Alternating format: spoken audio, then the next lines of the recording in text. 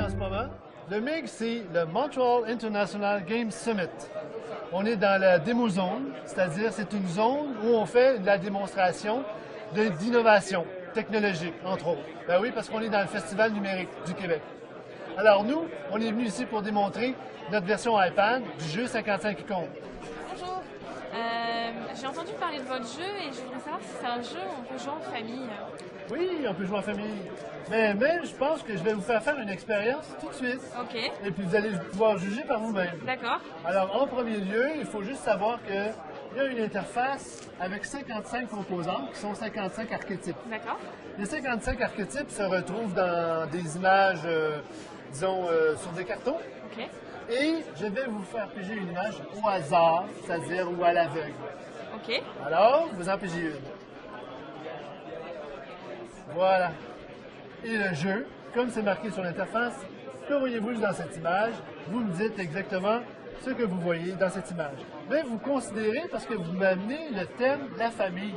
D'accord. Alors, pensez que nous sommes en ce moment dans un contexte familial et vous dites ce que vous pensez de l'image comme si vous parleriez peut-être à vos enfants ou à votre conjoint ou à vos grands-parents.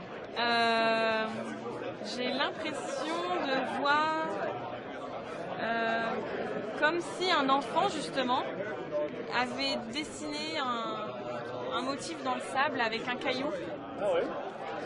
Bah, le jaune, en fait, m'évoque le sable. Je sais pas, la plage. Et comme si j'avais un enfant qui avait pris un caillou et fait des dessins sur le sable. Ça m'évoque ça. OK. Malheureusement ou heureusement, ça dépend.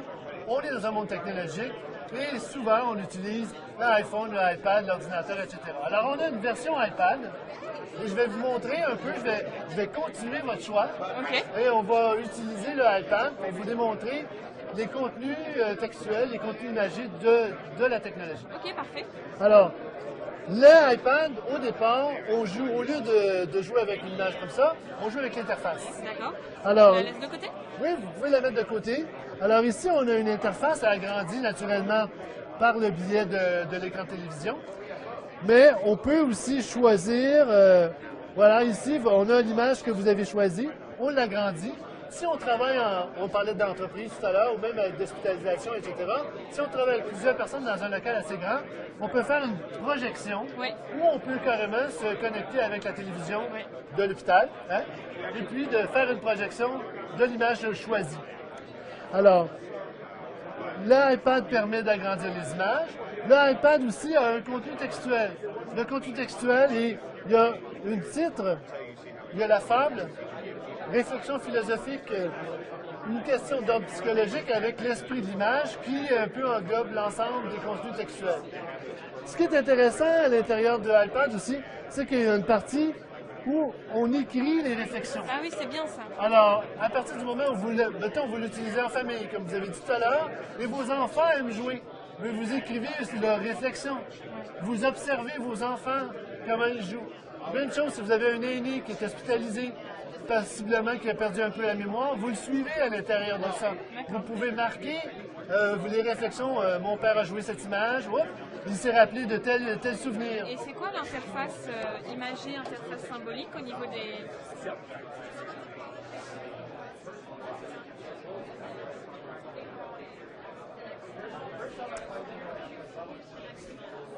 L'interface symbolique, c'est une interface qui contient la construction des images d'une façon symbolique.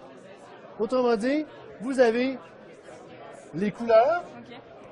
vous avez d'un côté la forme et vous avez aussi d'un côté l'image que vous avez dans le boîtier, Tel quel, oui. telle quelle.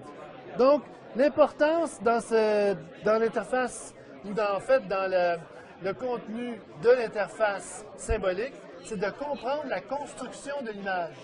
Plusieurs personnes se posent la question comment on est arrivé là. Hein?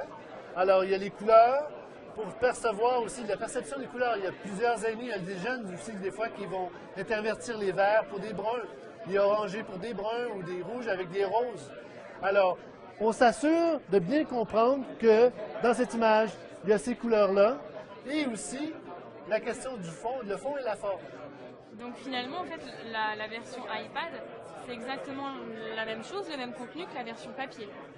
C'est la même. Simplement que le côté numérique permet peut-être à plus de personnes d'avoir accès à votre jeu. Mais il y a aussi la question de travailler en groupe. Advenant le cas où, comme je vous ai montré tout à l'heure, on remet l'image dans un écran de télévision ou dans un écran projeté sur un mur, mais c'est plus intéressant parce qu'on peut faire des conférences. Ok. Hein? Alors, on a 20, 30, 100 personnes. On l'a fait avec 100 personnes. À un moment donné, on fait une projection. C'est plus intéressant parce qu'un jeu de table, c'est plus intimiste. Hein? Alors ça, c'est les bons côtés de la technologie. Je vois qu'il y a une icône mémoire. Qu'est-ce que c'est? Alors, l'icône mémoire, c'est, justement, on parlait de famille, vous avez un aîné qui a de la difficulté avec sa mémoire, eh bien, pour le pratiquer un peu, vous avez un jeu de mémoire, vous avez juste à cliquer dans l'interface vide et d'une façon aléatoire, et apparaît des images sur le côté. Et les images qui apparaissent vont être obligées d'être replacées dans l'interface. Mais il faut mémoriser les images choisies. Donc là, je les mémorise. Vous les mémorisez? Ok. Ça va, on part? Ouais, c'est bon. Alors, replacez-les.